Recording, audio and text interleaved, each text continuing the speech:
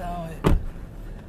وعليكم السلام ورحمة الله وبركاته. حياك الله عزيزي الراكب في مركبة كريم 757 ماكل كابتن سليمان. نهيك أنا بدي هذه الرحلة سوف تستغرق رحلتنا 13 دقيقة، والتوقيت المحلي هو الساعة 2 مساء، وسوف نحلق على ارتفاع 0 قدم، وسوف تكون سرعة الرياح 28 كيلومتر في الساعة.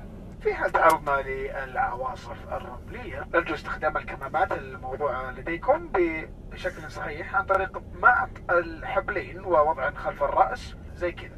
ايش السالفة؟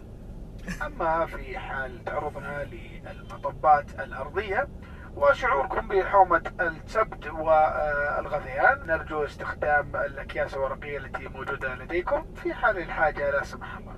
ونود الالتزام بربط حزام الأمان وتعليمات السلامة. وهناك 4 مخارج للطوارئ، 2 في الأمام و2 في الخلف، والشنطة لا سمح الله. نود لكم أن تستمتعوا في هذه الرحلة، وحاليا ندعكم مع دعاء السفر، وشكرا لكم. الله أكبر. الله أكبر.